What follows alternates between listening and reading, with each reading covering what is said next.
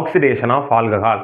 Primary alcohol, secondary alcohol, tertiary ஆல்கஹாலை oxidation பண்ணால் என்ன ப்ராடக்ட் கிடைக்கும் அப்படின்ற விஷயத்தை தான் பார்க்க போகிறோம்.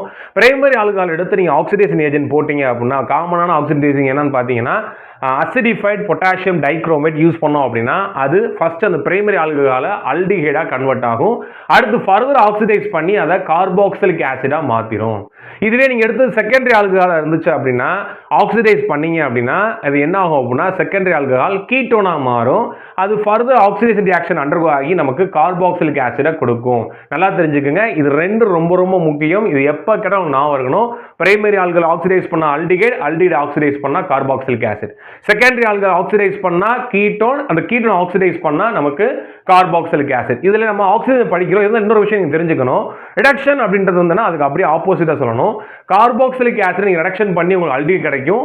அப்படியே அந்த அல்டிஹைட் ரெடியூஸ் பண்ணீங்கன்னா உங்களுக்கு பிரைமரி ஆல்கஹால் கிடைக்கும். ஸோ இதையும் படிச்சு வச்சுக்கோங்க. இந்த மாதிரி பார்த்தீங்கன்னா கார்பாக்சிலிக் ஆசிட் ரெடியூஸ் பண்ணும்போது கீட்டோன் கிடைக்கும். அதை மறுபடியும் ரெடியூஸ் பண்ணீங்க அப்படின்னா உங்களுக்கு செகண்டரி ஆல்கஹால் கிடைக்கும்.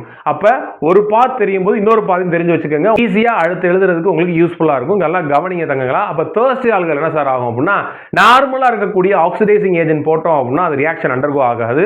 அதுக்கு நீங்கள் ஸ்ட்ராங் ஆக்சிடைசிங் ஏஜென்ட் கொடுக்கணும். அது மட்டும் இல்லாமல் நார்மல் ரூம் டெம்பரேச்சர்ல ரியாக்ஷன் நடக்காது. எலிவேட்டட் டெம்பரேச்சர் அப்படின்னு மென்ஷன் பண்ணீங்க சார். அப்படின்னா என்ன அப்படின்னா வெரி ஹை டெம்பரேச்சர் கொடுத்து நீங்க ஸ்ட்ராங் ஆக்சிடைசிங் ஏஜென்ட் கொடுத்தா மட்டும்தான் இந்த டெர்ஷியரி ஆல்கஹால் ஆக்சிடைஸ் ஆகி உங்களுக்கு மிக்சர் ஆஃப் கார்பாக்சிலிக் ஆசிட் கொடுக்கும். அது வரைக்கும் எதுவுமே அந்த ப்ராடக்ட்டை கொடுக்காது.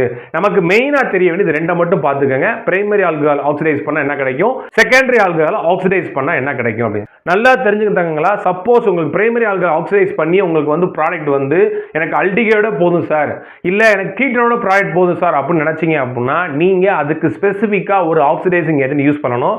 அவர் தான் யாருன்னு பார்த்தீங்கன்னா பிசிசி அப்படின்னு சொல்லக்கூடியது.